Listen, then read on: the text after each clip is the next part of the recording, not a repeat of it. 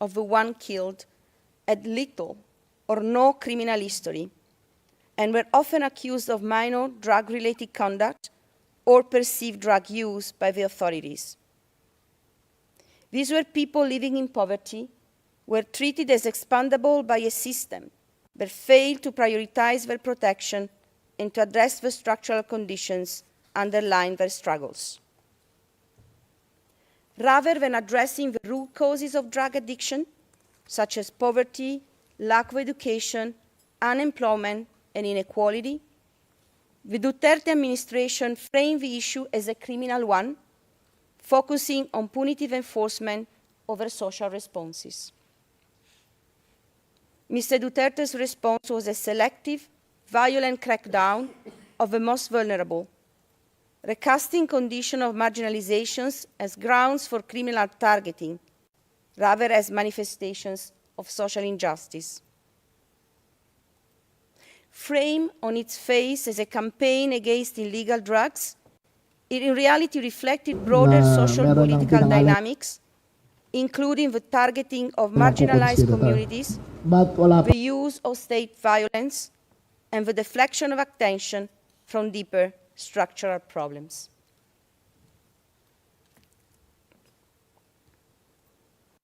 Mr. Duterte is charged under Article 7(1)(a) of the Rome Statute with the crimes against humanity of murder and attempted murder allegedly committed between 1st November 2011 and 16 March 2019 in or around Davao City during the period in which he was mayor of the town, and across the Republic of the Philippines during his term as president of the country. The prosecution presented ample evidence showing that each of the contextual elements of crimes against humanity is satisfied at the required threshold for confirming the charges. During the period covered by the charges, the Davao Death Squad and the national network created by Mr. Duterte to commit the crimes carried out an attack against the civilian population within the meaning of Article 7(2)(a) of the statute, as reflected in a course of conduct involving the commission of multiple murders and attempted murders. The victims' accounts of events corroborate the prosecution evidence and show that the crimes they suffered were not spontaneous or isolated acts of violence, but rather a planned, directed, and organized attack against them.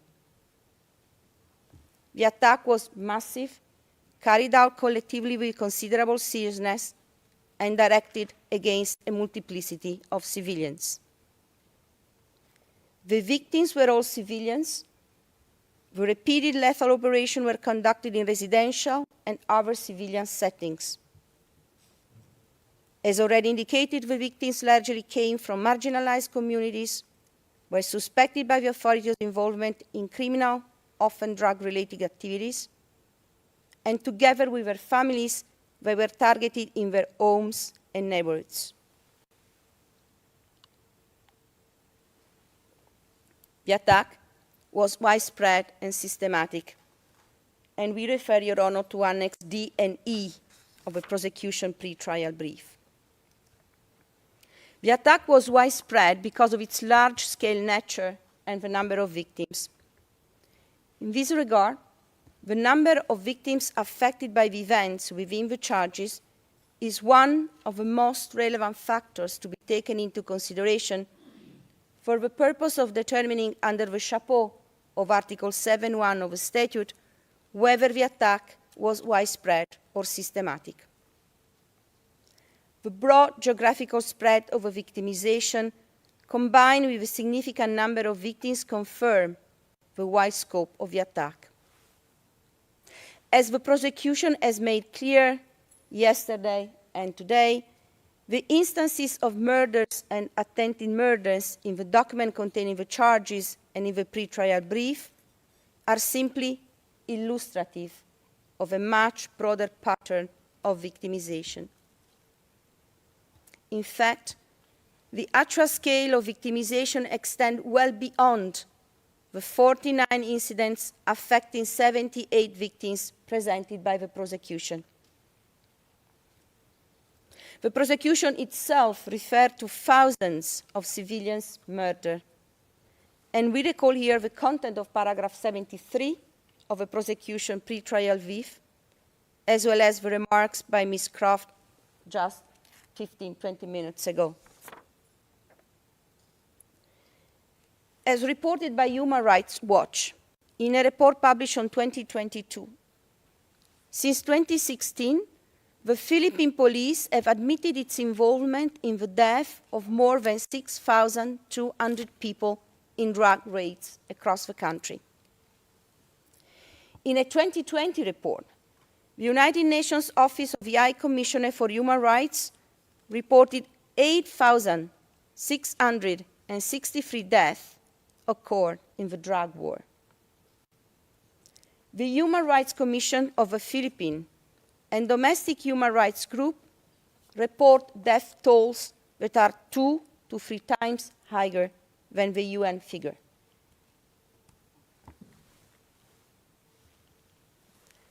The attack was also systematic, well-planned, and well-executed, following a standard modus operandi. In many cases, it began with an individual receiving a visit or a phone call from an official from the local barangay, informing them that they were on a drug watch list drawn up by barangay officials and the police. In practice, these visits function less as warnings than as a means of confirming the identity and whereabouts of the intended target. As one victim reported, I quote, "A barangay official told my husband to surrender to the police because he was on the watch list as a drug user. He had given up drug use months earlier, so did not go. 2 weeks later, 3 armed masked men wearing bulletproof vests arrived at our home in Manila and handcuffed him. I could hear my husband begging for his life from outside the room. We were crying, and the other armed men threatened to kill us as well. Moments later, my husband was shot dead." End of quote. Survivors, relatives, and neighbors consistently recount that armed men typically work in groups of 2, 4, or a dozen. They wore either police uniform or civilian clothes, often all black, with their face concealed by balaclava-style headgear, masks, baseball caps, or helmets. They carried handguns. As one victim explained, and I quote, "On 6 June 2017, at about 9:45 in the evening, I was at home with my husband, and our children were sleeping upstairs. 4 unidentified men wearing helmets and bonnets arrived at home looking for my husband. They broke down the front door. I started begging them to spare the life of my husband. The men pushed me away. My husband was shot in the chest and fell face down. While lying face down, he was shot 5 more times in the nape and head. The children woke up terrified because of the gunshots." End of quote. Attackers frequently travel by motorcycle, typically with 2 individuals on a single bike. Often a van, invariably white or black, and at times bearing markings associated with police vehicles was also present. They banged on doors and barged into rooms. The attackers did not identify themselves or provide warrants. Family members report hearing beatings and their loved ones begging for their lives. And I quote again from the recollection of one of the victims. 5 masked armed men broke into our house in Bulacan province, where my father was playing cards. We could see him kneeling in a surrendering position. The men grabbed him and slammed him into a concrete wall several times, and then just they throw him outside. We saw the shooting. We were just there. My father's face was bleeding from being hit, and he was begging them for mercy when he was shot. End of quote. Another victim explained, quote, "My father collapsed to the floor but still tried to move, begging for his life. Yet the men continued shooting him. I couldn't count how many times I was so afraid. We also heard successive gunshots from outside. Later we found that also 2 of our neighbors were killed." End of quote. The shooting could happen immediately, behind closed doors or in the street, or the victims would be taken away by the gunman only for shots to be heard minutes later and the body to be discovered by local residents. At times, bodies were dumped elsewhere, sometimes with hands tied or heads wrapped in plastic. Relatives typically found them after being alerted by policemen or by the neighbors.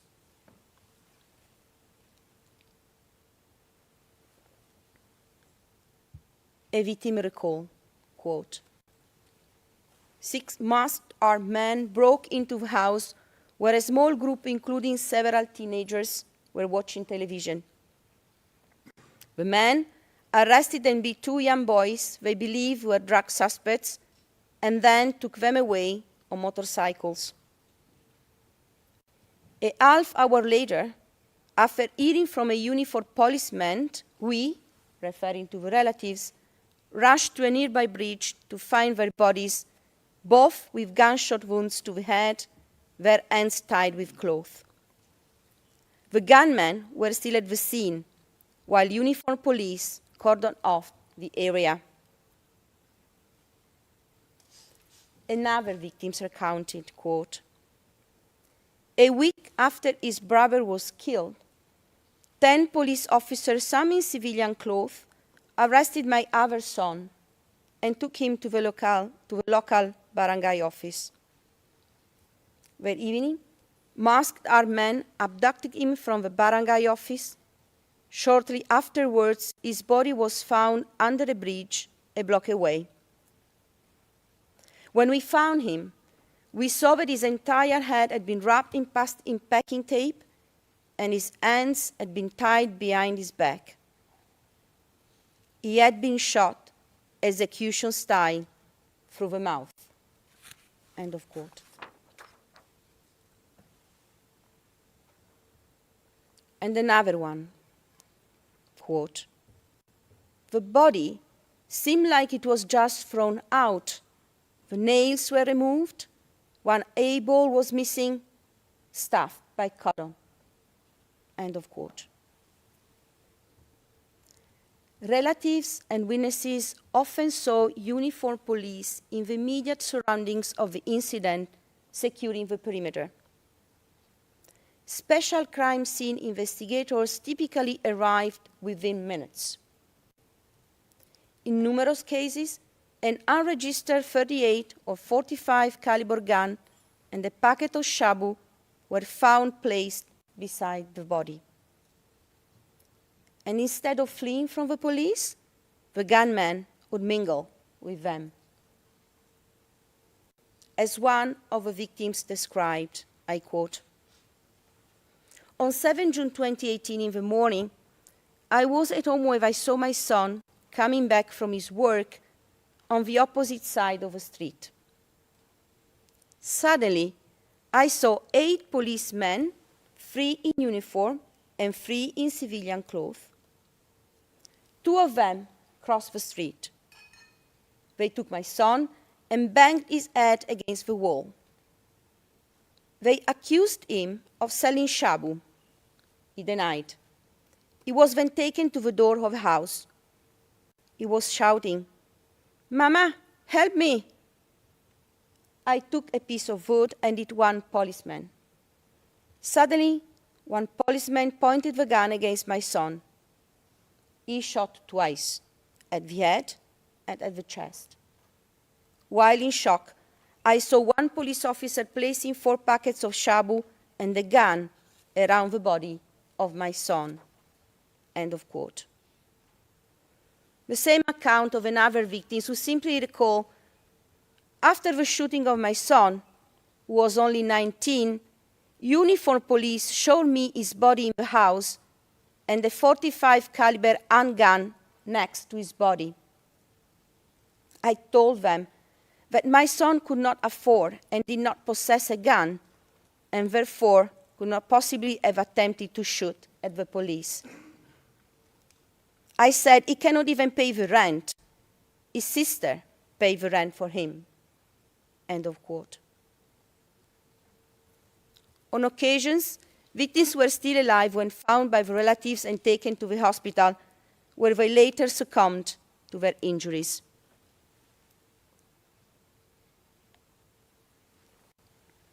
Survivors recount the terror and enduring feeling of still being hunted as follows, and I quote,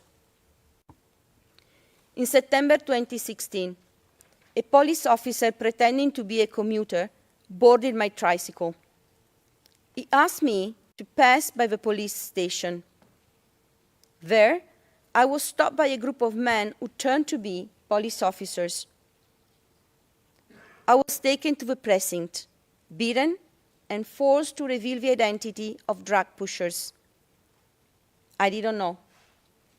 Later that evening, I was taken to a dark place and shot multiple times. Despite the injuries, I managed to escape and save my life.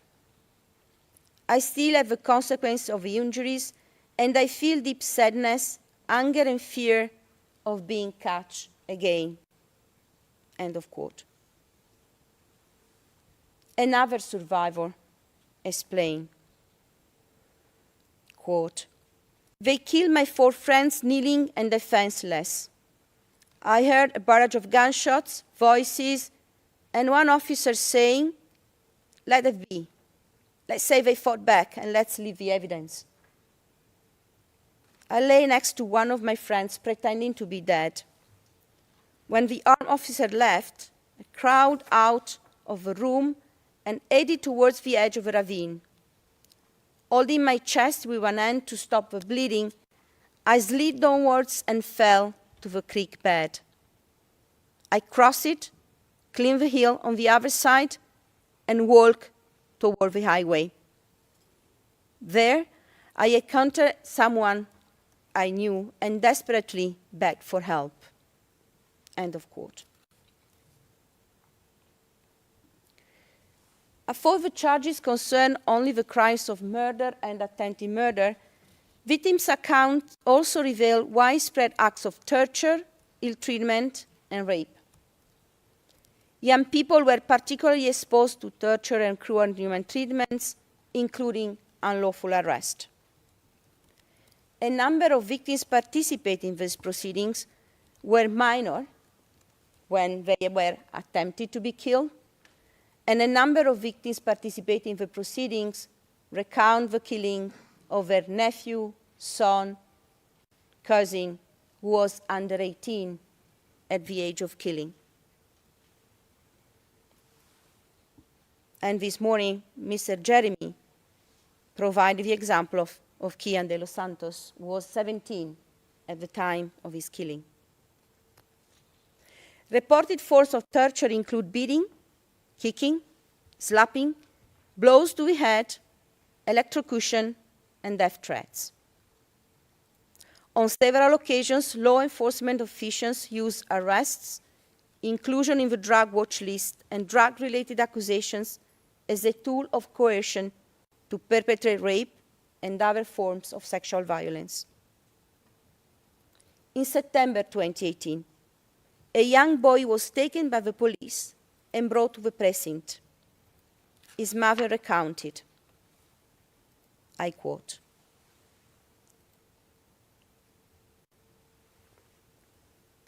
"At the precinct, he was repeatedly coerced into confessing a crime he was accused of. If you don't admit, your life will be the price," they threatened him. When he refused to confess, he was beaten with a gun and electrocuted. On the night of 16 September 2018, between 9 and 10, I received a phone call from my cousin urging me to go in a certain location in Manila. What I saw was a nightmare. My son had been discarded like an animal, his lifeless body lying on the boulevard, abandoned like a fish by the roadside. I rushed to the scene, but I was blocked by the police. I was not even allowed to touch or embrace my son's body. Even in death, my son was not treated with dignity. It was like they just threw my son out like a pig. I finally found him at the funeral home, where I had to pay to recover the body. I had nothing. I was bargaining as if I were buying fish. In the end, I paid approximately 45,000 pesos to take my son's body for burial. Now I wonder, will justice ever be served? Excuse me, Counsel, you have 5 minutes left.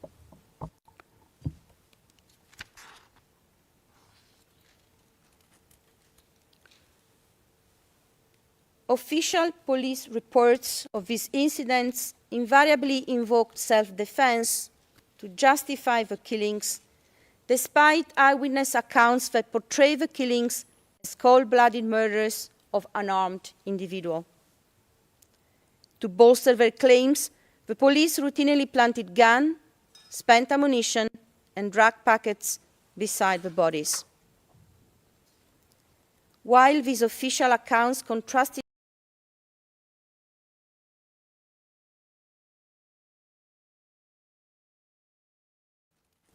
as by-bust anti-drug operation, differing little besides the names, places, and dates.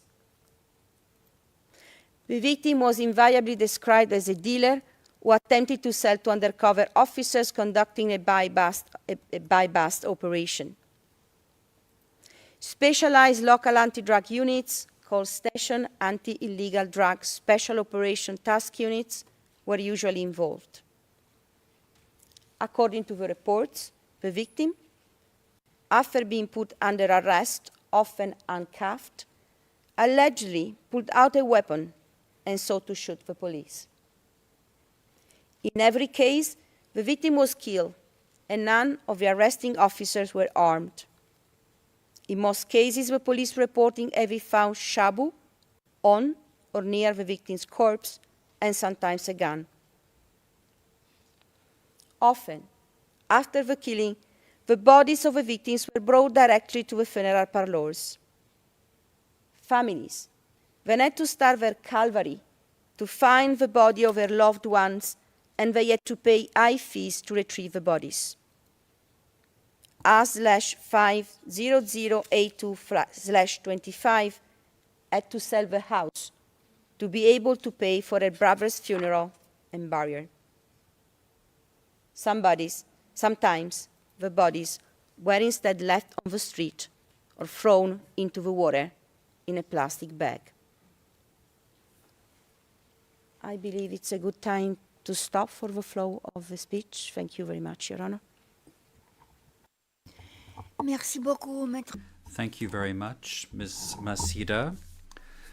The hearing is now suspended, and we shall resume at 2 p.m. Thank you very much.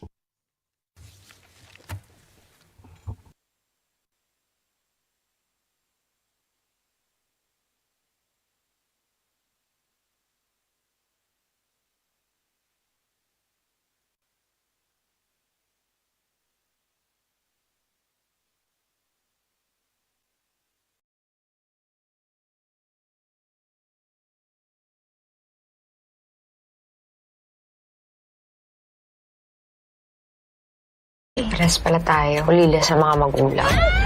Ilya na laging talo. Presyong kayang-kaya. Who wants to sing with us? Gaano kalaki ang isasakripisyo mo